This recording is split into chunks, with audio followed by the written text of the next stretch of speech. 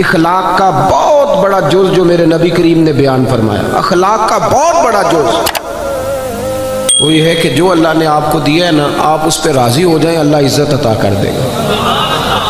دو لفظوں میں نبی پاک علیہ السلام نے بات کو سمیٹا۔ ایک صحابی نے کہا تو حضور عزت کیا ہے؟ فرمایا جو رب نے تجھے دیا اس پہ راضی ہو جا تو عزت دار ہو جائے گا۔ عرض کی حضور ذلت کیا ہے؟ فرمایا لالچ نہ کرنا ورنہ ذلیل ہو جائے گا۔ یہاں اس قدر زیادہ لالچ ہے، اس قدر زیادہ لالچ کہ دین جو خالص جو دین اللہ رسول کو راضی کرنے کا نام تھا، آخرت کی فکر کرنے کا نام تھا، وہاں بھی دیہڑیاں لگتی ہیں، وہاں بھی معیار بن گیا ہے۔ میں کہا کرتا ہوں کہ اور بڑے کام تھے، دھوکہ دے کے بندہ اور کسی طریقے سے کمائی کر لیتا کہ اللہ رسول کا نام ہی رہ گیا تھا کمائی کرنے، اسی نام پہ اب کمائی کرنی تھی، اب یہی کام باقی رہ گیا۔ بھائی عزت دیکھیں نا، کچھ لوگ سمجھتے ہیں کپڑوں میں عزت ہے۔ وہ ایک درویش نے مثال لکھی ہے، اس نے کہا کہ ایک آدمی نے نا اپنے بہت سارے دوستوں کو اپنے بیٹے کے ولیمے کی دعوت پہ بلایا تھا، تو آپ کو پتہ ہے اب جب تک آپ نے کپڑے زبردست نہ پہنے ہوں تو تب بھی مارکیٹ میں کوئی ریٹ نہیں ہوتا، یہ بھی بہت بڑا معیار ہے۔ اب تو اس نے دعوت پکائی، سارے لوگوں کو بلایا، تو ایک دوست اس کا تھا بڑا مالدار، اس کی ورکشاپ تھی، تو وہ بیچارہ گھر نہیں گیا بلکہ ورکشاپ سے ہی ولیمے پہ آ گیا۔ تو کپڑے میلے کچالے تھے، تو وہ جو باہر کھڑا تھا نا باڈی گارڈ، اس نے کہا تو کدھر؟ اس نے کہا میرا بھی یار ہے، اس نے بلایا۔ اس نے کہا میرے مالک کے تو سارے تگڑے تگڑے یار ہیں، تیری طرح کا تو اس کا کوئی یار ہے ہی نہیں، تو چھٹی کر۔ اس نے کہا نہیں میرے پاس دعوت آئی تھی، یہ تو بس میں ورکشاپ سے آ گیا ہوں، گھر نہیں گیا۔ اس نے کہا نہیں میاں یہ کوئی معیار نہیں، تیری حالت ہی کوئی نہیں۔ آپ کو پتہ ہے نا آج کل بندے کی قدر نہیں، اس کی جیب کی قدر ہے۔ محفل میلاد میں بھی آپ 1.5 لاکھ روپے آپ کو سٹیج پہ بٹھایا جائے گا، ہاں جس کے ہاتھوں میں نوٹوں کی دتی ہوتی ہے، سارے نعت خانوں کو اس کا نام یاد ہوتا ہے، اس کی نظر شیر بھی کیے جاتے ہیں۔ جس کے پاس پیسے نہیں ہوتے وہ تو بیچارہ پیچھے چھپ کے بیٹھا ہوتا ہے۔ اچھا اس کو تو عاشق رسول بھی کوئی نہیں مانتا، اب تو عشق بھی نوٹوں پہ بکنے لگا ہے کہ جتنے پیسے اونچے اچھالے گا اتنا بڑا عاشق رسول ہوگا۔ کیا تماشا عجیب بنا لیا لوگوں۔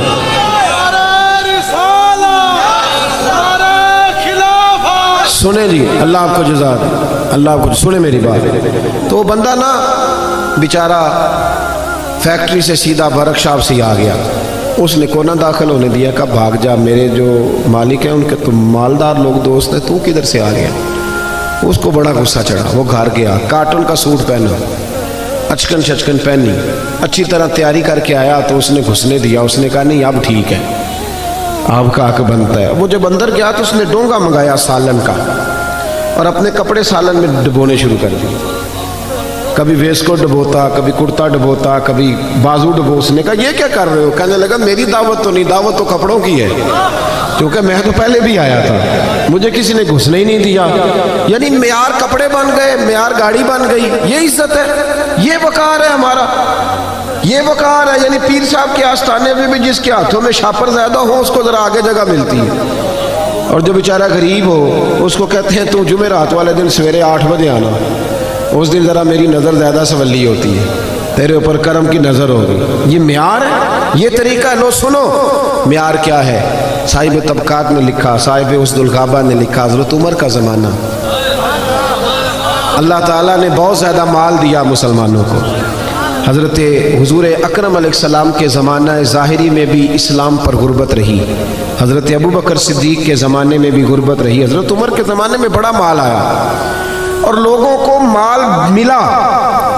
میں نے ایک مضمون لکھا تھا، کبھی شاید اس عنوان پر میری کوئی گفتگو بھی کہیں موجود ہو۔ میں نے کہا تھا کہ فقیری وہ نہیں ہوتی کہ بندے کی جیب میں کچھ نہ ہو تو فقیر ہے، فقیر ہوتا ہی وہ ہے جو بادشاہی میں فقیری کرے، جو بادشاہی میں فقیری کرے نا، سارا کچھ ہو پھر بھی فقیر ہو، وہ فقیر ہوتا ہے۔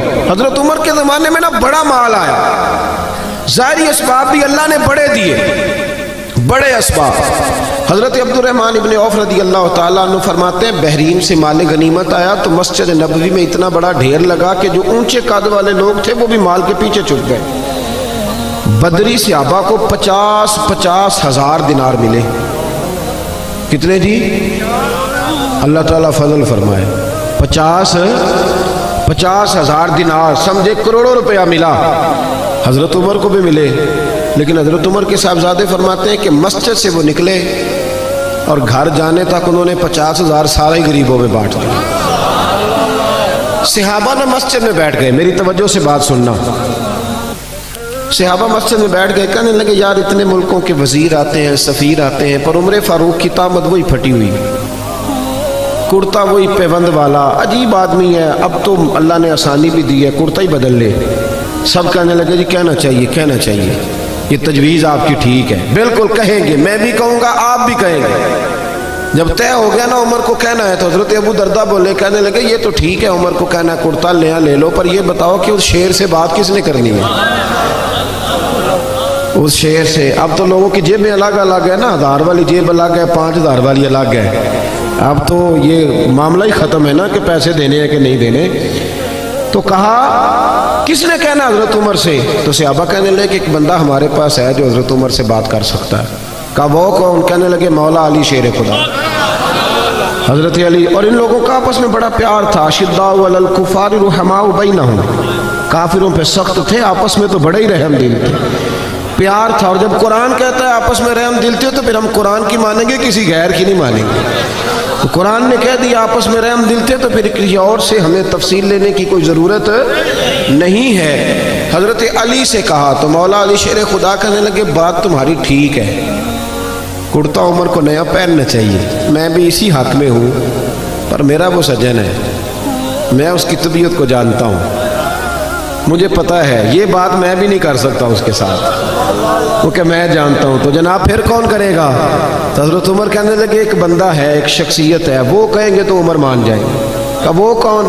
کہ ام المومنین سیدہ عائشہ صدیقہ رضی اللہ تعالی عنہا، وہ مومنوں کی ماں ہے، ہر ایک کے لیے قابل احترام ہے، وہ کہیں گی تو عمر مان جائیں گے۔ جناب عمر کسی کی پرواہ نہیں کرتے تھے، کسریٰ کے بادشاہ نے وقت مانگا تو فرمایا جاؤ دوڑ جاؤ، ٹائم کوئی نہیں۔ لیکن سیدہ عائشہ کے پاس لوگوں نے جا کے کہا کہ یہ بات ہے، عمر کو کہنا کرتا نیا پہنے۔ جب جا کے کہا نا، اماں جی نے کہا عمر سے بات کر لیتے ہیں، بلاؤ نا ذرا عمر کو۔ حضرت عمر کو پیغام گیا تو دوڑے ہوئے آئے، پردے کے پیچھے اتحیات میں بیٹھ گئے، آنکھوں میں آنسو۔ اماں جی میں نے دیر تو نہیں کر دی؟ اماں جی میں نے کوئی حکم ماننے میں دیر تو نہیں کی؟ کہا نہیں وقت پہ آ گئے ہو۔ اماں جی کیا حکم تھا؟ جناب فاروق اعظم رضی اللہ تعالیٰ عنہ کے پوچھنے پر سیدہ فرمانے لگی اب تو کئی ملکوں کے وزیر سفیر آتے اور اللہ نے آسانی بھی دے دی ہے، تو عمر کرتا بدل ہی لے، سب لوگوں کی خواہش ہے۔ جب سیدہ نے کہا تو فرماتی ہے میں نے پوری بات عمر کو سمجھائی، پر قربان جاؤں فاروق اعظم رضی اللہ تعالیٰ سنتے رہے۔ جب میں خاموش ہوئی تو کہا اماں جی مجھے بھی اجازت ہے ایک جملہ کہنے کی؟ کہا عمر اجازت ہے۔ تو جناب عمر رو پڑے، کہنے لگے میرے لیے ضروری ہے آپ کی بات ماننا، آپ جیسے کہیں گی میں مان لوں گا، پر مجھے اسی طرح کے کرتے پہنائیے گا جس طرح کے میں رسول پاک کے دور میں پہنا کرتا، اور میں انہی طریقوں پہ چلنا چاہتا ہوں جن پہ ابو بکر صدیق چلے۔ اماں جی میں سمجھتا ہوں کہ میری عزت کرتے میں نہیں، میری عزت تو محمد عربی کی غلامی میں ہے، آپ مہربانی فرمائیں۔ کہتی ہیں وہ جناب عمر کی بات میرا کلیجہ چیر گئی اور میں نے رونا شروع کر دیا، میں رونے لگی اور میں نے کہا عمر آپ جائیے، بات صحابہ کی بھی ٹھیک تھی، پر جہاں آپ کھڑے ہیں نا سب سے بہترین کھڑے ہیں، آپ جائیے۔ میرے بھائی کپڑوں میں عزت رہ گئی، گاڑیوں میں عزت رہ گئی، دولتوں میں عزت رہ گئی، اور میرے بھائی دولت میں بڑی عزت ہوتی تو سب سے زیادہ دولت سیدہ فاطمہ الزہرا کے گھر میں پڑی ہوتی۔ اگر مال بڑا شاندار ہوتا نا، بڑا ضروری ہوتا تو سب سے زیادہ امام حسن اور حسین کی تجوریوں میں ہوتا، لیکن میرے نبی نے تو ہاتھ اٹھا کے دعا مانگی کہ اللہ میرے اہل بیت کو ضرورت کے مطابق روزی دینا۔ حضور نے آپ کہیں ثابت کریں کہ نبی کریم نے کہا یا اللہ میرے بچوں کو زیادہ مال دے؟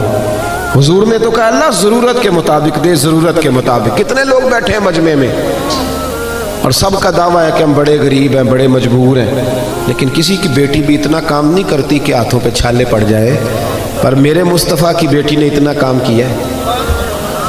سیدہ فاطمہ کے بارے میں صحیح بخاری میں ہے کہ حاضر ہو کے چھالے دکھائے، یا رسول اللہ کام کر کر کے چھالے پڑ گئے، اگر ایک غلام مل جائے تو کام کاج میں ہاتھ، یہ بھی حضور کا میلاد ہے، اسے بھی ذرا سمجھو۔ ہم نے تو اپنے بچوں کو شہزادے بنا دیا ہے، وہ تو کوئی تنکا بھی اٹھانے کو تیار نہیں، لیکن محبوب کی وہ شہزادی جو شہزادی کونین ہے اور جنت کی عورتوں کی سردار ہے، میرے رسول پاک کی صاحبزادی نے آ کے کہا حضور چھالے پڑ گئے، کوئی غلام مل جاتا تو کام کاج میں ہاتھ بٹاتا، تو مصطفیٰ کریم نے جب چھالے دیکھ کے بیٹی کے تو آنکھوں میں آنسو آ گئے اور آنسو پوچھ کے فرمایا فاطمہ تجھے ایک نسخہ نہ دوں؟ حضور حکم کریں، فرمایا 33 بار سبحان اللہ پڑھا کر، 33 بار الحمدللہ پڑھا کر، 34 بار اللہ اکبر پڑھا کر، تجھے غلام آزاد کرنے کا ثواب ملے گا، پر بیٹے چکی تو نے خود ہی پیسنی ہے، آٹا تو نے خود ہی گوندنا ہے۔ کوئی شخص بتا سکتا ہے کہ مولا علی کی جائیداد کہاں کر کے تھی مدینے میں؟ حضرت علی کا جب تک نکاح نہیں ہوا تھا نا مسجد میں سویا کرتے تھے۔ یہاں تو حضرت علی کے نام پر لوگوں نے محلات تعمیر کر لیے ہیں نا، علی دے ملنگاں دے پیسے گنے ہی نہیں جاندے ہیں ملنگ حضرت علی کے، غلام حضرت علی کے، اور کیا بات ہے دولتوں کی اور جناب صورتوں کی۔ حضرت علی شیر خدا کا جب نکاح ہوا تو حضرت حارثہ بن نعمان رضی اللہ تعالیٰ عنہ کا ایک مکان تھا، میری باتوں کی سمجھ آ رہی ہے آپ حضرات کو؟ تو وہ مکان عاریتاً یعنی کرائے پر نبی کریم نے لیا، اس میں سیدہ فاطمہ رہنے لگی۔ بھائیو عزت وہ ہے جو رسول پاک کی سنت میں ہے، عزت وہ ہے جو نبی پاک کے طریقے میں ہے، عزت وہ ہے جو حضور کے رستے پر چلنے میں ہے۔ یہ داڑھی ہے نا انسان کے چہرے پر، توجہ کرے میری طرف۔ نبی پاک نے فرمایا جب میرا غلام سفید داڑھی لے کے قبر میں جاتا ہے نا، دیکھو حضور کی سنت کی عزت۔ میرا عنوان یہ ہے کہ کی محمد سے وفا تو نے تو ہم تیرے ہیں، اور یہ جہاں چیز ہے کیا لوح و قلم۔ اس شعر کا مطلب پتہ کیا ہے؟ کی محمد سے وفا تو نے تو ہم، اس کا کیا مطلب ہے؟ یہ اقبال کا نا کلام ہے، پہلے انہوں نے شکوہ لکھا تھا، پھر جواب شکوہ، اور جواب شکوہ میں وہ یہ کہتے ہیں کہ یہ نا اللہ کی طرف سے مجھے الہام ہو رہا ہے، یعنی میرے دل میں باتیں آ رہی ہیں اللہ کی طرف سے۔ تو ان میں آخری بات گوئے اقبال کہتے ہیں کہ عالم تصورات میں اللہ نے مجھ سے کہا ہے، عالم تصورات میں رب نے کہا ہے کی محمد سے وفا تو نے تو ہم تیرے۔ اللہ فرماتا ہے اگر محبوب کا غلام بنے گا تو پھر میں تجھ سے محبت کروں گا، یعنی وہی والی آیت جو میں نے پڑھی یحببکم اللہ، اور فرمایا یہ جہاں چیز ہے کیا۔ شعر ساری زندگی سنتے ہیں نا، سمجھتے نہیں نا جی۔ لوح و قلم، قلم سے نصیب لکھے جاتے ہیں، قلم سے لوح محفوظ پر نصیب لکھے جاتے ہیں، تو اللہ فرماتے ہیں اگر نبی پاک سے وفا کرو گے نا تو نصیب نہیں لکھوں گا، قلم ہی تمہیں دے دوں گا، جس طرح کا دل کرے اپنا نصیب لکھ لینا۔ لوح و قلم، میں تجھے قلم دے دوں گا نا تو اپنی مرضی سے لکھ لینا، تو لکھ لینا، رب تجھے عطا کر دے گا۔ یحببکم اللہ، اللہ خود تم سے محبت فرمائے، اللہ تم سے محبت کرے گا۔ یہ جو سفید داڑھی والا مومن قبر میں جاتا ہے نا تو ترمذی کی حدیث ہے، نبی کریم نے فرمایا جب سفید داڑھی والا مومن قبر میں جاتا ہے تو اللہ فرشتوں سے فرماتا ہے اسے عذاب نہ دینا۔ یا اللہ کیوں؟ فرمایا دیکھتے نہیں میرے نبی کی سنت وہ بھی سفید لے کے آ گیا۔ تو جب حضور کے طریقے پہ ہم چلتے ہیں، نبی پاک کے وفادار ہوتے ہیں، پھر اللہ اعزاز دیتا ہے، اللہ شان دیتا ہے۔ اور جن لوگوں نے نبی کریم کی غلامی کی نا انہیں بلایا نہیں گیا، یہ مت سمجھیے گا کہ ظاہری طور پر پیسے کوئی نہیں تھے تو ان کا حال ہی کوئی نہیں تھا۔ توجہ ہے نا میری بات پر؟ جن لوگوں نے پہلے قربانیاں دی نا، پہلے حضرت سیدہ خدیجہ الکبریٰ رضی اللہ تعالی عنہ۔ میں نا بڑی سادی سادی باتیں کرنے کا قائل ہوں، مجھے تو یہی نہیں سمجھ آئی کہ آپ نے میرا انتخاب کیسے کر لیا۔ میں آپ کے پرانے خطباء کے اشتہار پہ نام دیکھ رہا تھا تو میں کہہ رہا تھا کہ وہ کہاں اور میں کہاں۔ اتنے پرجوش تقریریں سننے کے بعد آپ نے اتنا ٹھنڈا آدمی بلا لیا ہے جو نہ یہ کہہ سکتا ہے کہ ہاتھ کھڑے کرو، نہ یہ کہہ سکتا ہے کہ نعرہ لگاؤ، نہ یہ طبیعت ہے کہ سبحان اللہ کہو، یہ مزاج ہی نہیں۔ تو میری تو بات وہ بندے سمجھتے ہیں جو بالکل بیچارے چپ کر کے مجھے دیکھتے رہے اور میں انہیں دیکھتا ہوں، مجھے تو ان کی سمجھ آتی ہے۔ باہر کیف اللہ تعالیٰ خیر کرے، کچھ خواہش ہے میری کہ میں آپ سے بات کر سکوں۔ میں پریشان تھا، یہاں جو میں ماحول دیکھ رہا تھا نا، میں سوچ رہا تھا کہ میں کیسے بات کروں گا، اتنا سادہ آدمی۔ لیکن نا کچھ لوگ شعلہ بیان ہوتے ہیں، کچھ پیدل چلنے والے ہوتے ہیں، تو وہ شعلہ بیانوں میں جب کوئی پیدل چلنے والا آتا ہے تو اس بیچارے کو کئی جگہ پہ نا روڑے بھی تنگ کرتے ہیں۔ آپ تھوڑی سی میرے ساتھ محبت فرمائیں، میں نے لمبی بات نہیں کرنی، لیکن جتنی کرنی ہے انشاءاللہ وہ آپ کر کے جانی ہے۔ آج ہو گیا ہو وہ اب کر کے جانی ہے، آپ میری بات پہ غور کریں۔ حضرت خدیجہ الکبریٰ نے نا نبی پاک سے بڑی محبت کی، بڑی غلامی کی۔ جب شہرت ہوتی ہے تو یار بڑے ہوتے ہیں، اور جب انسان غربتوں میں، پریشانیوں میں، مجبوریوں میں گھرا ہوتا ہے تو پوچھنے والا بھی کوئی نہیں ہوتا۔ وہ تیری آنکھ ہو یا سنگ ملامت کی چبھن، کون پہنچا ہے میرے درد کی گہرائی تک۔ دور شہرت میں تو یاروں نے کیا یاد بہت، ساتھ آیا نہ کوئی کوچہ رسوائی تک۔ اور ایک درویش ہوئے کشمیر کے میاں محمد بخش صاحب، وہ فرمایا کرتے تھے ساری عمر ہی آٹا گد ہے، لکھاں کیتے نہیں پیڑے، تو جدوں وقت آیا ہی محمد بخشا کوئی نہیں ہو بیٹھا نیڑے۔ غریبی کے دنوں میں لوگ قریب، کوئی بندہ نہیں قریب آتا۔ حضرت خدیجہ اس وقت حضور کی بارگاہ میں آئیں جب دین پر غربت تھی، اور عام بی بی نہیں تھی، مکے کی ملکہ تھی۔ ملکہ سارا زمانہ جن کی غلامی کرتا ہے، وہ حضور کی بارگاہ میں آئیں۔ اور سنگیو دیکھو، جب وفا کا رشتہ ہوتا ہے اس کا رنگ تھوڑا الگ ہوتا ہے۔ جب آپ اس طرح وفا کرتے ہیں نا کہ سامنے والا کرے گا تو میں نے کرنی ہے، تو یہ تو لالچ ہے۔ وفا تو یہ ہے کہ تو کر نہ کر، میں نے کرنی ہے، یہ اصل وفا۔ حضرت خدیجہ آئیں حضور کی بارگاہ میں تو اتنا مال تھا، فرماتی ہیں 20 نوکرانیاں تھیں میرے گھر میں کام کرنے والی۔ اور پھر بخاری مسلم میں موجود ہے کہ ایک وقت وہ بھی آیا کہ سیدہ خدیجہ الکبریٰ خود کھانا پکا کے نکلی اور کچے باورچی خانے میں روٹی پکائی، اور آپ کے کرتے کو نا 10 پیوند لگے ہوئے۔ جس بی بی کے گھر میں 20 کنیز آئیں، دیکھیں نا آدمی غریب سے امیر ہو جائے تو کام چل جاتا ہے، اور امیر سے غریب ہو جائے مشکل بڑھتی۔ حضرت خدیجہ الکبریٰ رضی اللہ تعالیٰ عنہ نے 20 نوکرانیاں دیکھی۔ پھر حال یہ ہوا کہ اماں جی کے اپنے کپڑوں پر پیوند لگا ہوا ہے، اور جناب سیدہ خدیجہ الکبریٰ جب باورچی خانے سے کھانا لے کے حضور کی بارگاہ تک پہنچی نا، یہ پیغام میرا بیٹیوں کو، بہنوں کو دینا جا کے کہ جب بی بی خاوند کے لیے کھانا پکا کے نکلتی ہے تو رب اس بات کو پسند کتنا کرتا ہے، اس کو صرف دنیا نہ سمجھنا، اس کا درجہ کیا ہے۔ حضرت خدیجہ جب نکلی اور حضور کی بارگاہ تک آئی تو نبی کریم نے فرمایا خدیجہ تیرے آنے سے پہلے جبریل آ گئے، اور وہ آ کے عرض کر رہے یا رسول اللہ، رب فرماتا ہے خدیجہ کھانا لے کے آ رہی ہے، اور جب وہ کھانا لے کے آ جائے نا تو خدیجہ کو اس کے رب کا سلام دے دیجئے گا۔ اتنا ہے۔ پھر حضرت خدیجہ نے وصال فرمایا، اور دکھوں کا ماحول تھا جب وہ دنیا سے گئی۔ حضرت عائشہ صدیقہ کہتی ہیں جس کو میں نے نبی کریم کو ہر روز یاد کرتے دیکھا نا وہ سیدہ خدیجہ تھی۔ ہر وقت حضور یاد کرتے، اٹھتے بیٹھتے ذکر کرتے۔ ایک دن اللہ کے محبوب گھر میں گوشت لائے، یہ لفظ امام یوسف صالحی نے لکھے۔ حضور گھر میں گوشت لائے، سیدہ عائشہ کو دیا، فرمایا عائشہ یہ گوشت پکاؤ۔ جناب عائشہ کہتے ہیں گوشت صاف کرنے لگی تو حضور نے فرمایا شوربہ ذرا زیادہ کرنا۔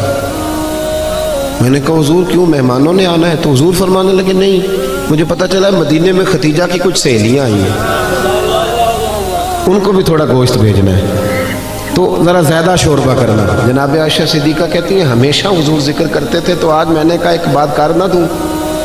کہتی ہے نظر میری نیچے تھی، میں نے کہا حضور اللہ نے آپ کو جوان اور خوبصورت بیویاں دی ہیں، وہ تو عمر میں 15 سال بڑی تھی، اور حضور رنگ بھی اتنا گورا نہیں تھا، تو جوان اور خوبصورت بیویاں ملی ہیں، پر آپ تو سیدہ خدیجہ کا ذکر ہر وقت کرتے رہتے ہیں، ہر وقت۔ جناب عائشہ کہتی ہے میں نے جملہ کہا تو حضور خاموش ہو گئے۔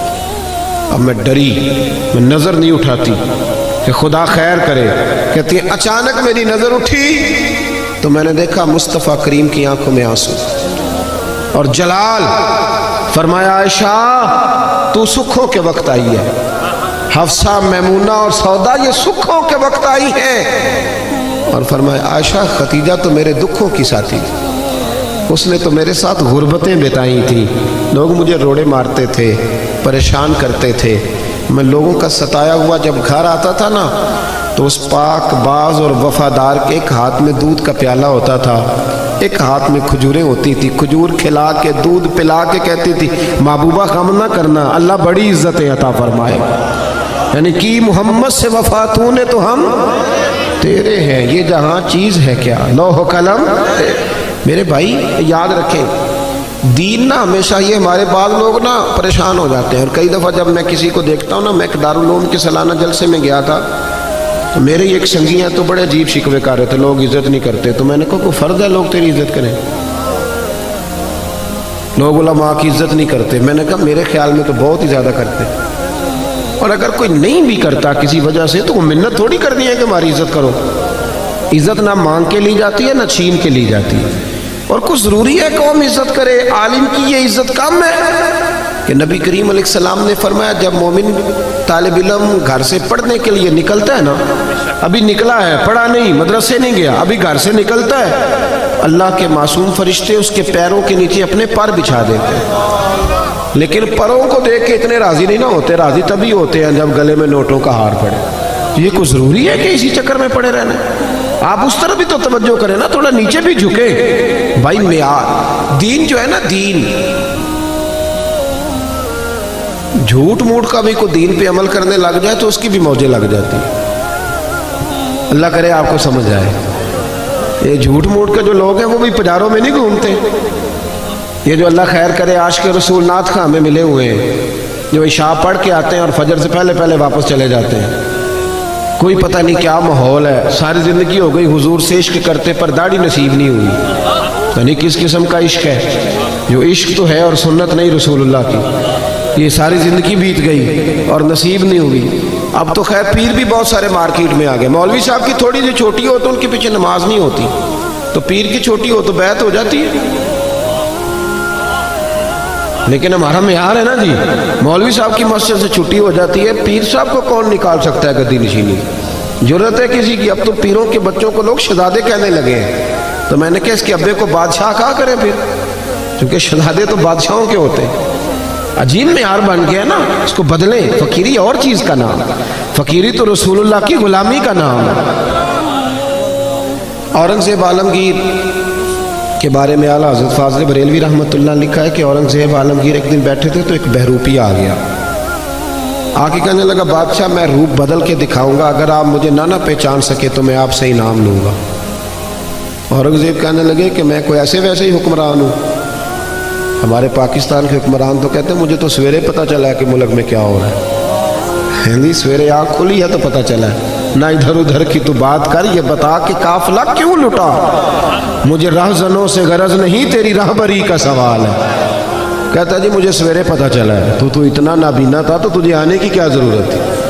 ہوش کرنا بھائی، اب تو حکمران ہے، تو خیال کر، معیار کو سمجھ. اورنگزیب سے بہروپیہ کہنے لگا روپ بدل کے دکھاؤں گا، اگر آپ نہ پہچان سکے تو انعام لوں گا. تو بادشاہ کہنے لگا تو زور لگا لے جتنا ہے، ایسا کوئی بہروپیہ ہے ہی نہیں جو مجھے دھوکہ دے سکے. ملا جیون کے شاگرد تھے نا اورنگزیب عالمگیر، صاحب تفسیرات احمدیہ کے. تو بادشاہ نے نا ایک دن کوئی ٹیچر بھرتی کرنے تھے تو وہ بھی آ گیا بڑی ساری ٹوپی پہن کے، جس طرح جناح کیپ نہیں ہوتی آج کل، تو بڑی ساری ٹوپی پہن کے نا تو وہ بھی پہنچ گیا. ہاتھ میں چھڑی پکڑی ہے اور ویسٹ کو ٹچ کر بڑا اچھا تیار ہو کے آیا. بادشاہ سب ٹیچروں کے انٹرویو کر رہے تھے. جب اس کی باری آئی نا تو بادشاہ نے 10 روپے دیے. کہنے لگا یہ تیرا آنے جانے کا کرایہ ہے، میں نے تجھے پہچان لیا ہے، چل دوڑ جا. اس نے کہا بھی تو واقعی بڑا سیاح ہے. کچھ دنوں کے بعد نا بادشاہ نے کہا کہ میں نے سپاہی بھرتی کرنے، تو یہ بھی آ گیا. کو 2-3 مہینے کے بعد مونچھیں ذرا بڑی کر لی اور بال تھوڑے بڑھا لیے، سمجھ لے کوئی اینک وینک لگا لی، روح بدل کے آیا. بادشاہ کے سامنے بہت سارے لوگ کھڑے ہوئے. جب اس کی باری آئی تو بادشاہ نے 10 روپے دیے. کہا میاں جا کوئی اور چکر چلا کے آ.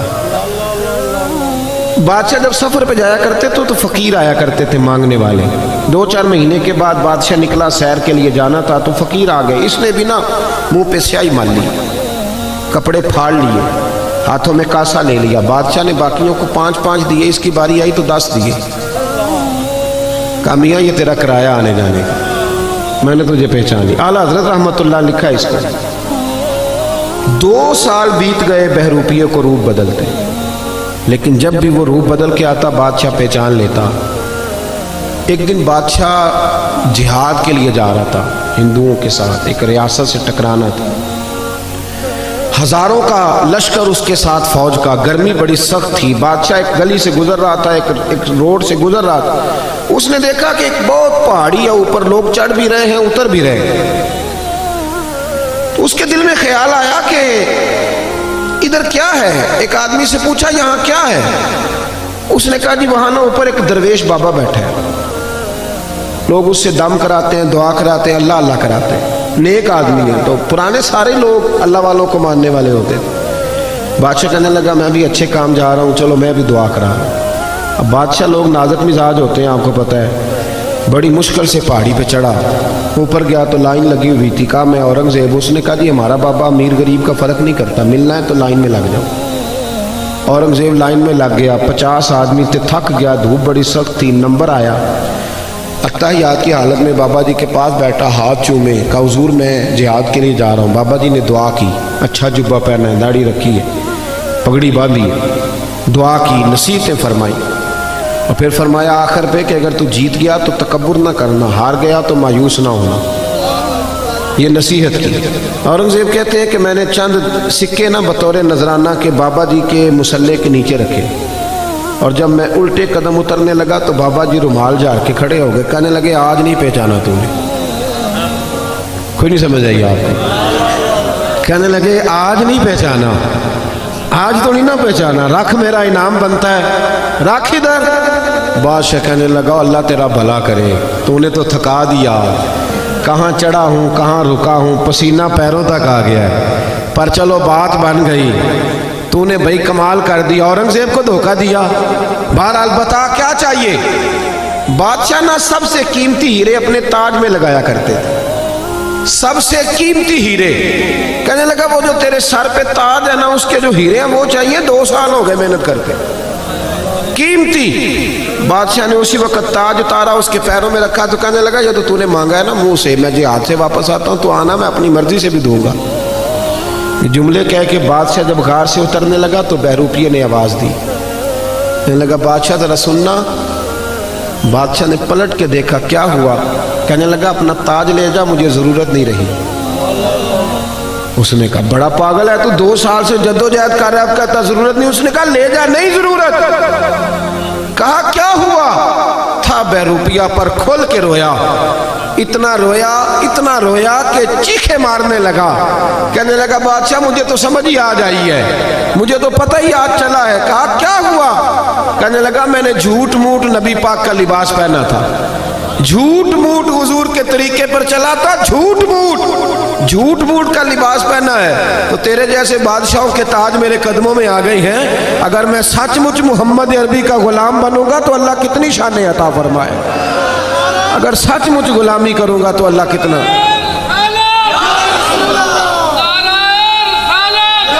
بھائی یہاں تو جنہوں نے جھوٹ موٹ نام لیے ان کی موجیں لگ گئی، تو جو سچ مچ کریں گے بتائیے اللہ کتنی شانیں عطا فرمائے۔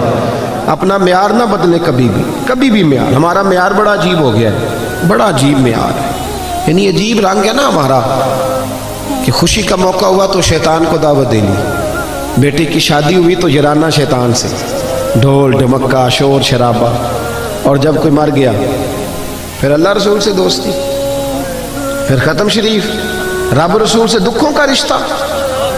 جب تجھے شوق آئے اور تیرے اوپر نعمت ہو تو پھر تو غیروں کو دعوت دے، یا تو کرنا کر جرت، پھر کول والے دن بھی بینڈ باجا بجا تیرا پتہ چلے، پھر ایک طرح کا معیار کر، دنیا دکھنا میں نے دنیا رکھنی ہے جی، میرے لوگ کیا کہیں گے، تو لوگ تو کسی کو اچھا کہتے ہی نہیں، پھر کیا تو ساری دنیا داری کر کے ٹھیک ہو گیا ہے؟ صحابہ نے کوئی معیار نہیں بنایا، انہیں پتا تھا کہ مصطفیٰ سے وفا کریں گے تو بچیں گے، رسول اللہ کی غلامی کریں گے تو اس غلامی۔ حضرت سلمان فارسی آپ جانتے ہیں کہ انہوں نے پہلے بہت بڑے رئیس کے بیٹے تھے، پھر حضور کی تلاش میں نکلے تو کہاں رکے، کہاں گزرے، کہاں پہنچے، غلام بن کے مکے اور مدینے میں وقت گزارا، یہودی کے باغ میں مزدوری بھی کی، اور پھر اللہ نے ایسا انعام دیا کہ حضرت عمر کے زمانے میں ایک صوبے کے گورنر بھی بنا دیے گئے، صوبے کے گورنر بنا دیے گئے۔ حضرت سلمان فارسی رضی اللہ تعالیٰ عنہ جب گورنر تھے تو کئی ملکوں کے وزیر سفیر آپ سے ملنے آئے۔ یہاں تو میں نے عجیب رنگ دیکھا ہے، ہمارا نعت خاں بھی ولیمے والے دن وہ کنگھی کر لیتا ہے الٹی سیدھی، اب اس کا عشق بھی محفل پہ رہتا ہے، اللہ ماشاءاللہ۔ اور میں نے دیکھا ہے کہ جب دنیا داروں کی محفل ہوتی ہے تو بہت سارے دیندانوں کے رنگ بھی بدلے ہوئے ہوتے ہیں، یعنی ٹوپیاں، امامے، دستاریں، یہ ساری چیزیں صرف نا اب اس طرح ہیں جس طرح کوئی لباس پہن لو تو آ جاؤ، بعد میں چھٹی. یہ تو معیار مسلمان کا نہیں نا. رسول اللہ کا غلام تو ہر جگہ رسول اللہ کا غلام ہی ہوتا ہے. یہ تو نہیں نا کہ یہاں وہ نبی پاک کا غلام ہے اور جب شادی میں جائے گا تو پھر کس کا ہے جی. یہ تو دو رنگی چھوڑ کے یک رنگ ہو جا، سراسر موم ہو جا یا سنگ ہو جا. حضرت سلمان فارسی بیٹھے تھے. آپ کو پتہ ہے جب نیا نیا لوگوں کے پاس پیسے آتا ہے نا تو پھر ان کے حالات بدل جاتے ہیں. پھر بچے بھی کہتے ہیں ابا جی اب دور بدل گیا. اب دور میں ایک شادی میں جا رہا تھا تو میرے آگے آگے باپ بیٹا چل رہے تھے. تو بچہ اپنے ابا جی سے کہتا ہے ابا جی اتھے ان جا کے نا تو میٹھے چولاں تے سالن پا کے نہ کھایا جی. میرا پیار تھا اس بچے سے تو میں نے اس کو روکا. میں نے کہا بیٹے اصل میں نا تیرے ابے نے سیانا ہونا تھا پر تو ذرا دیر سے پیدا ہوا. اگر ابا جی سے پہلے آ جاتا تو تیرا ابا سیانا ہو جاتا. اب تو آیا دیر سے تو اب بھی اس کو سمجھا. تو کہنے لگا جی آپ تو ناراض ہو گئے. تو میں نے کہا وہ خیال کرو والد کے ساتھ بھی کوئی اس طرح بات کرتا ہے. والد کو بھی کوئی اس طرح کے ساتھ لفظوں کے ساتھ یاد کرتا ہے کہ آپ سیانے نہیں. یعنی ماں باپ کو بھی یہ کہا جا سکتا ہے. جو وقت کا محدث ہوتا ہے نا محدث، اور جو امام وقت ہوتا ہے اس کی ماں ان پڑھ بھی ہو تو محدث کی جنت بھی ماں کے قدموں کے نیچے ہی ہے. یہ کوئی معیار نہیں. اور اپنے وقت کا بہت بڑا مفسر قرآن ہو تو میرے نبی کریم نے فرمایا اللہ اسی کا راضی ہوگا جس کا ابا راضی ہوگا. باپ چاہے ان پڑھ ہو، صرف مومن مسلمان ہونا شرط ہے. تو معیار نہ بدلے. حضرت سلمان فارسی بیٹھے تھے، کھانا لگا ہوا تھا دسترخوان پہ. حضور علیہ السلام نے فرمایا ہے کہ جب تم دسترخوان پہ روٹی کھاؤ تو کوئی لقمہ دسترخوان پہ گر جائے تو اٹھا کے کھا لو، اللہ تمہاری بخشش فرما دے گا. تو اب کئی وزیر سفیر آئے ہوئے تھے. اب تو دسترخوان رہے نہیں. آپ کو پتہ ہے اب تو ڈائننگ ٹیبل ہے اور اب تو معیار بالکل بدل گیا. تو دسترخوان پر بیٹھے تھے سب لوگ. ایک لقمہ حضرت سلمان فارسی کے ہاتھ سے دسترخوان پر گر گیا. آپ نے پہلے وہ لقمہ اٹھایا، پھر دسترخوان پہ انگلی پھیر کے نا اس کو چاٹنے لگے. تو قریب ایک صحابی کان میں کہنے لگے حضور ٹھہر دے، یہ لوگ کیا کہیں گے، ان کو جا لینے دیں، اس کے بعد کر لیجئے گا، ان کو نہیں پتا ابھی ہمارے معیار کا. کان میں بات کی تھی، چاہیے تھا حضرت سلمان فارسی بھی کان میں جواب دیتے پر وہ تو جذباتی ہو گئے. فرمانے لگے کیا کہا تم نے، یہ لوگ کیا کہیں گے؟ فرمایا ان 4 دنیا داروں کے لیے میں اپنے نبی کا طریقہ چھوڑ دوں؟ ان 4 دنیا داروں کے لیے رسول اللہ کا طریقہ چھوڑ دوں؟ اور پھر اتنے جذبات میں آئے کہ پگڑی اتر گئی، اپنے بال ہاتھوں سے پکڑ لی اور فرمانے لگے سن، میں تو مکے اور مدینے کے باغوں سے کھجوریں اتار کے بیچتا تھا، یہ جو میرے سر پر عزت کے بال ہیں یہ محمد عربی کے اگائے ہوئے. حضور نے مجھے عزت دی ہے اور آج میں حضور کا طریقہ چھوڑ جاؤں، نبی پاک کے طریقے سے ہٹ جاؤں؟ نہ معیار بدلے. مسلمان کی عزت صرف اور صرف میرے نبی کے قدموں میں ہے. یہ جتنا مرضی باؤ بن جائے، اپ ٹو ڈیٹ ہو جائے، یہ سارا زمانہ گھوم کے آ جائے، اس کی عزت رسول اللہ کے قدموں. میں ملک سے باہر گیا تو آپ کو پتہ ہے ہمارے جو باہر لوگ ہیں تو وہ بڑا بڑا رنگ دکھاتے ہیں. وہ پکی سڑکیں دیکھ کے پریشان ہو جاتے ہیں کہ ان کی سڑکیں بڑی پکی ہیں. تو مجھے بھی انہوں نے بڑے بڑے ٹھنڈے ٹھنڈے شہر دکھائے، بڑا کچھ ہوا. مجھے بہت سارے وہاں کے شہر دیکھنے کا موقع میسر آیا. تو واپسی پہ جو میرے میزبان تھے وہ مجھے کہنے لگے آپ کو ہمارا ملک کیسا لگا؟ تو میں نے کہا یہ تبصرہ کرنا کوئی ضروری ہے؟ کہنے لگے نہیں آپ واپس جا رہے ہیں تو ایک سوال ہوتا ہے تو بتا دیں کیسا لگا. تو میں نے کہا میری اصل میں مجبوری یہ ہے کہ میں انگریزوں کا یہ ملک دیکھنے سے پہلے مدینہ دیکھ چکا ہوں، اور مدینہ دیکھ کے اب میں کسی انگریز کے ملک کی تعریف کروں تو یہ ہو نہیں سکتا. یہ معیار نہیں. جنوں ویکھ کے ٹھر دیاں اکھیاں نے تے جنوں ویکھ کے ٹھر دا سینہ ہے. ربا تیری ساری خدائی چ ایک ہی تے شہر مدینہ ہے. یہ کیا معیار ہوا کہ وہاں کھڑے ہو کے وہاں سمجھ کر مدینہ منورہ میں حضور کے مواجہ پہ حاضری دیکھ کے باہر نکلا تو میرے شہر کے ایک بہت بڑے سیاسی آدمی تھے، مجھے مل گئے. پیر صاحب السلام علیکم. وعلیکم السلام. تو کہنے لگے آپ بڑی گھٹن والی زندگی گزار رہے ہیں، کسی بڑے آدمی کے پاس نہیں جاتے تو آپ کو لے نہ جائیں ذرا اسلام آباد کی؟ تو میں نے کہا جی مجھے بھی آپ کی بھی کوئی سمجھ نہیں آئی کہ جس بندے کو سب سے بڑی بارگاہ میں کھڑے ہونے کا موقع مل جائے پھر وہ چھوٹا ہی ہے نا کہ چھوٹے چھوٹے لوگوں کے پاس جا کے منتیں کرتا پھرے. کہنے لگے کیا مطلب؟ میں نے کہا مجھے تو حضور نے اپنے مواجہ اقدس پہ کھڑا کر لیا ہے. اب میں وڈیروں کے سامنے جاؤں، اب میں دنیا داروں کے سامنے جاؤں، اب میں ان کی طرف دیکھوں؟ یہ معیار نہیں مسلمان کا، خوددار بن کے جئیں گے، اس لیے کہ ہماری عزت نہ دولت سے نہ شہرت سے، عزت تو رسول اللہ کے قدموں سے۔ حضرت عمر فاروق کے پوتے تھے حضرت سالم بن عبداللہ بن عمر، طواف کعبہ کر رہے تھے، مکے کا گورنر آ گیا عبد الملک بن مروان، بیت اللہ وہاں بھی نا میں نے دیکھا اللہ ماشاءاللہ بیچارے مرید وہاں بھی جو الجھ گئے نا، وہ وہاں بھی بیچارے بوتلیں اٹھائی ہوئی ہیں بھاگے ہوئے۔ میرا بھی ایک مرید ہے بڑی دور رہتا ہے مکے سے، مجھے فون کیا کہنے لگا پیر صاحب ناراض نہ ہونا میں بڑی دور ہوں آ نہیں سکتا۔ اور میں نے کہا خدا کے بندے اگر تو بڑا مالدار ہوتا تو تجھے یہاں آنے کی کیا ضرورت تھی؟ غریب آدمی اپنی مزدوری کر دھیان سے، میں تو حاضری دینے آیا ہوں کہ یہاں بھی میں چندے اکٹھے کرنے کے لیے آیا ہوں۔ معیار بدلے تھوڑا سا۔ یہ جو رشتہ دار جاتے ہیں وہاں جا کے ان کی بھی خواہش ہوتی ہے کہ سارے رشتہ دار آ جائیں، ماں بدولت حاضر ہوئے، وہ بھائی وہ مزدوری کرنے گیا ہے، اس کا خیال کرے تھوڑا سا۔ معیار بدلے، خودداری میں عزت ہے۔ یہ جو لوگ سہارے ڈھونڈتے پھرتے ہیں نا کہ میری پھپھی مہربان ہو جائے امریکہ والی تو میں بچ جاؤں گا، اور میرا ماموں لندن والا نظر کرم کرے تو میں بچ جاؤں گا۔ کوئی سیاست دان رہے بزدل لوگ ہیں، یہ کمزور ہیں، چھوٹے دل کے ہیں۔ جو تگڑے لوگ ہوتے ہیں وہ سہارے ڈھونڈا نہیں کرتے، وہ سہارا بنا کرتے ہیں۔ جو باوقار لوگ ہوتے ہیں، حضرت سالم بن عبداللہ طواف کعبہ کر رہے تھے، تو آپ کو پتہ ہے جب 7 چکر پورے ہوتے ہیں تو بندہ بیت اللہ کے سامنے ہوتا ہے، تو کعبہ شریف کے بالکل سامنے کھڑے تھے تو خلیفہ آ گیا، آ کے کہنے لگا السلام علیکم، فرمایا وعلیکم السلام، کہنے لگا جی میں مکے کا گورنر ہوں، کو حکم ہو تو بتائیے گا۔ تو حضرت سالم بن عبداللہ فرمانے لگے تو بڑا ہی بیوقوف ہے بھائی، کس نے تجھے گورنر بنا دیا؟ کہنے لگا حضور کیا ہوا؟ فرمایا بڑا پاگل ہے تو۔ کہا حضور حکم کریں۔ فرمانے لگے بیت اللہ شریف میں آ کے خانہ کعبہ کے سامنے کھڑے ہو کے بھی میں دنیا داروں سے مانگوں گا، یہاں کے بھی۔ آپ کو پتا ہے حضرت نے لکھا ہے کہ کسی فقیر کو مسجد میں 1 روپیہ دو تو باہر نکل کے کفارے کے طور پر 70 روپے دو، یعنی یہ مسجد میں بھی آ کے بندوں سے مانگتا ہے۔ یہاں تو اللہ رسول سے مانگنا چاہیے تھا، اولیاء سے مانگنا چاہیے تھا، اور یہاں کے بھی سیٹھوں سے سوال کرتا ہے، مسجدوں میں آ کے بھی، مسجدوں میں بھی۔ وہ خطیب صاحب کہتے ہیں جی میں نبی پاک کے نام کا کھاتا ہوں، اور پہلے کہتے ہیں 25,000 جمع کراؤ پھر چلوں گا۔ بھئی تو حضور کے نام کا کھاتا ہے تو نبی پاک تو تجھے گھر میں بیٹھے بیٹھے بھی دے دے گے، یہ کیا معیار ہے؟ کہتا ہے جی میں نے حاضری لگوانی ہے نبی پاک کی بارگاہ میں، تو میں نے کہا گھر بیٹھ کے نعت پڑھ لے، وہاں بھی حاضری لگ جاتی۔ حضور تو ہر جگہ حاضر و ناظر ہے، دیکھتے ہیں۔ معیار بدلے، سمجھے۔ حضرت سالم ابن عبداللہ فرمانے لگے اللہ کے گھر میں آ کر بیت اللہ کے سامنے کھڑے ہو کے بھی سیٹھوں اور نوابوں سے مانگوں گا، یہاں آ کے بھی۔ تو وہ ڈر گیا، کہنے لگا پہلی دفعہ کسی فقیر سے پالا پڑا تھا، میرے پیروں تک پسینہ نکل گیا، یہ تو مرد ملا ہے۔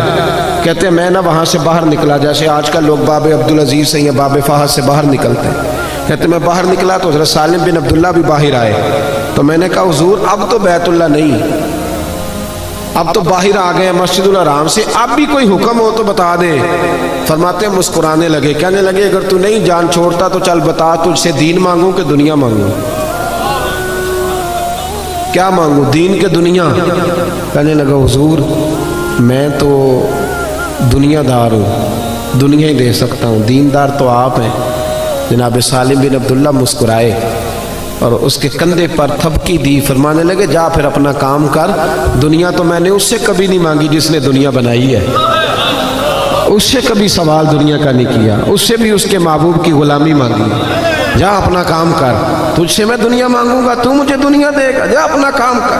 خودداری جو ہوتی ہے نا، خودداری، وہ ایک شاعر بیٹھا تھا تو کوئی آدمی اس کے 5 روپے ہاتھ میں تھما گیا، بیچارہ کو پتہ ہے کئی شاعروں کی حالت بھی طرز کھانے والی ہوتی، لیکن بندہ بڑا قیمتی تھا۔ کوئی 5 روپے تھما گیا اس کے ہاتھ میں، لیکن اس نے ایک شعر کہا، مجھے تو اتنا پسند آ گیا کہ کئی انقلاب برپا کر دیتے ہیں نا جملے، انقلاب برپا کر گیا۔ وہ 5 روپے کو سیٹ پکڑا گیا تو اس نے آواز دی ادھر آ بھائی، ادھر آ۔ وہ بندہ واپس آیا تو اس نے کہا یہ 5 روپے کیوں دیے؟ کہنے لگے تو غریب ہے، تجھے ضرورت ہوگی۔ وہ کہنے لگا ضرورت ہوگی تو میں اللہ سے مانگوں گا، اللہ کے رسول سے مانگوں گا، اپنے مرشد سے مانگوں گا، سیٹھوں نوابوں سے مانگوں۔ اٹھا اور شعر کہا تو قلم توڑ دیے، کہنے لگا یہ آرزوئے کرم اور میں آپ سے کروں، یہ آرزوئے کرم اور میں آپ سے کروں، یہ بھیک اس کو دیجئے جس کا خدا نہ ہو، یہ بھیک اس کو دیجئے جس کا خدا نہ ہو، میں تو خدا والا ہوں اور محمد مصطفیٰ والا ہوں، مجھے تو بڑا کچھ ملتا ہے، یہ لے جاؤ۔ کسی اور گردن کو جھکا دیتا ہے خیرات کا پتھر، جہاں میں مانگنے والوں کے سر کبھی اونچے نہیں ہوتے۔ پرانے بادشاہ جو ہوتے تھے نا، ان کو بڑا شوق ہوتا تھا تعریفیں کرانے کا، ان کو بڑا شوق ہوتا تھا، اور میں بس مضمون سمیٹنے کی طرف آ رہا ہوں، بات سمیٹ رہا ہوں۔ یہ بڑا شوق ہوتا تھا بادشاہوں کو تعریفیں کرانے کا، آج بھی آپ کو پتہ نا بڑا شوق ہوتا ہے۔ یہ ہمارے اسٹیجوں پہ بھی یہ حال ہوتا ہے کہ جس کی ڈیوٹی ہوتی ہے اعلان کرنے کی، وہ ایسے ایسے لقب کہہ دیتا ہے کہ وہ جس کے لیے کہہ رہا ہوتا ہے وہ بھی سوچتا ہے کہ اس کا ترجمہ کیا ہے جو اس نے کہہ دیا ہے، یعنی اس کا معنی کیا تھا، پر ڈیوٹی لگی ہوئی ہے کہہ دیتے ہیں۔ یعنی لقب کے بیچ میں بندہ ڈھونڈنا مشکل ہو جاتا ہے، کیا کچھ کہہ گیا، اور اگر اس سے پوچھیں کہ تجھے پتہ ہے، لیکن نہیں میں اشتہار تو پڑھے ایسے۔ جی فلسفہ ہے بھئی، آپ سادی سی بات کریں، لوگوں کو کیا پتا بیچاروں کو کہ یہ خطیب پاکستان کا ترجمہ کیا ہے اور مقرر ذی شان کا معنی کہاں سے ڈھونڈنا ہے۔ سادہ سا نام لکھیں۔ میں تو منت کرتا رہتا ہوں دوستوں کی کہ اشتہاروں پہ تصویریں بھی نہ لگایا کرو، کوئی ضرورت نہیں ہے اس کو۔ اللہ تعالیٰ توفیق دینے والا ہے، حسن ہمیشہ سادگی میں ہوتا ہے۔ یہ جو ریاکاری ہوتی ہے یہ تو اداکاری ہوتی ہے، تو اداکاری آپ کتنی دیر کریں گے؟ اداکاری کر کے بندہ تھک جاتا ہے۔ نارمل زندگی میں مزہ ہے، ان چکروں میں نہ پڑے، اس سے باہر آئے۔ جو نارمل زندگی ہے اس میں رہے، سادے۔ ہمارے بزرگوں نے کوئی ملمہ سازی نہیں کی، پر اللہ نے انہیں بڑی شانیں عطا فرمائی۔ آپ سارے اکابرین کو دیکھ لیں۔ فرزق شاعر گزرا ہے اہل عرب کا، تو وہ بڑے زبردست قصیدے لکھتا تھا، بڑے زبردست قصیدے لکھتا تھا، تو بادشاہ اسے انعام دیتے تھے۔ آج بھی آپ یقین کریں بڑے انعام ملتے ہیں قصیدے، جو قصیدے اچھے پڑھے اس کو وزارت اچھی ملتی ہے، پتہ ہے نا آپ کو۔ جو اچھے قصیدے پڑھنے والا ہو نا، اچھے بوٹ پالش کرے، وہ اچھا وزیر بنتا ہے۔ باقی جو قصیدے نہیں پڑھے گا پیچھے رہ جائے گا۔ تو درباری لوگوں کو ہمیشہ لوگوں نے نوازا، تو بڑے قصیدے پڑھتا تھا۔ عبد الملک بن مروان کہتے ہیں میں طواف کعبہ کے لیے جب حاضر ہوا نا، تو میں طواف کر رہا تھا، تو میرے بالکل پیچھے نا حضرت امام زین العابدین بھی آ گئے۔ جب امام زین العابدین آئے تو لوگوں نے رستہ چھوڑ دیا۔ کچھ عزتیں خدائی ہوتی ہیں نا، لوگوں نے رستہ چھوڑا، تو خلیفہ کو بڑا برا لگا کہ مجھے میرے لیے چھوڑا نہیں، امام کے لیے چھوڑا ہے، پر تیری نسل پاک میں ہے بچہ بچہ نور کا، تو ہے اہل نور تیرا سب گھرانہ۔ تو وہ نا فوری طور پہ فرزق سے کہنے لگا کہ یہ ان لوگوں کو میں پوچھ لوں گا، یہ انہوں نے زین العابدین کو رستہ چھوڑا، میرے لیے نہیں چھوڑا۔ تو شاعر کہنے لگا، تیز آدمی تھا، کہنے لگا بادشاہ ان کو تو پوچھ لے گا تو وہ ذرا حجر اسود کی طرف بھی دیکھ، جدھر جدھر امام زین العابدین گھومتے ہیں وہ بھی ادھر ہی گھومتا جاتا ہے، حضور کی اولاد کا تو وہ بھی ادب کر رہا ہے، اور تو کہتا پوچھ لوں گا۔ تو وہیں کھڑے کھڑے نا اس نے 100 شعر کہہ دیا امام زین العابدین کی شان۔ بڑا زبردست شاعر تھا نا، جو فی البدی اہل زبان لوگ ہوتے ہیں وہ کمال کر دیتے ہیں۔ قصیدہ کا تو 100 شعر وہیں پہ، تھوڑی کی دیر میں اس نے اتنے شعر کہہ دیے۔ بادشاہ کو برا لگا، اس نے بعد میں کوئی بہانہ بنایا، اپنے مخالفین پہ تو پرچے بندہ کٹوا ہی لیتا ہے نا بعد میں اقتدار میں آ جائے، اس نے پھر نا بہانہ بنایا، اور یہ سارے ایسے کرتے رہے ہیں، جن پر آج پرچے ہیں یہ کل کسی اور پر پرچے کٹاتے تھے۔ یہ بس ہمارے ملک میں نا سوچ ایک ہی ہے، نمبر پلیٹیں بدلتی ہیں، گاڑیاں وہی پرانی ہیں، اس کی نمبر پلیٹ اتار کے اس کو لگا دو، اس کی اس کو لگا دو، باقی بیچ میں انجن وہی پرانے ہیں سارے۔ تو انجن پرانے سے کام نہیں چلتا، گاڑی نہیں ہو تو پھر ہی انجن نیا لگے تو گزارا ہوتا ہے۔ بہرحال یہ عنوان نہیں، ورنہ اس پر بات کرتا، بات ختم کرنا چاہ رہا ہوں۔ جب قصیدہ لکھا نا تو فارغ ہوئے نا، تو بادشاہ نے پکڑ کے، گورنر نے حضرت امام زین العابدین کی شان لکھنے کے جرم میں شاعر کو نا جیل میں ڈال دیا۔ امام زین العابدین کو پتہ چلا تو آپ نے 500 دینار جیل میں بھیجے، فرمایا میری وجہ سے تجھے جیل ہوئی ہے۔ تو اس نے بھی پھر کمال کر دیا، جواب لکھا، کہنے لگا حضور ساری زندگی جو قصیدے لکھے ہیں نا وہ دولت کے لیے لکھے، اور اللہ کی عزت کی قسم آپ کا جو قصیدہ لکھا ہے وہ محمد عربی کی رضا کے لیے لکھا ہے، یہ پیسوں کے لیے نہیں لکھا۔ یہ پیسے واپس رکھ لیں، اس لیے کہ اگر میں مصطفیٰ سے وفا کروں گا نا تو پھر رب میرا مجھ سے بڑی ہی محبت فرمائے گا۔ کی محمد سے وفا تو نے تو ہم تیرے، یہ جہاں چیز ہے کیا لوح و قلم تیرے۔ دو باتیں سن لیں، میں بات ختم کرنے لگا ہوں۔ ایک تو اگر آپ نماز نہیں نہ پڑھیں گے تو لوگ ہماری محفل پر تنقید کریں گے کہ یہ محفلیں تو کراتے ہیں مسجدوں میں نہیں آتے. آپ کا دل کرتا ہے تنقید ہو تو تسی بولتے ہی نہیں، تو پتہ نہیں تھوڑا کی پروگرام ہے. پڑھیں گے صبح کی نماز جماعت کے ساتھ. جنہوں نے عشاء نہیں پڑھی وہ جلدی سے پڑھ لیں.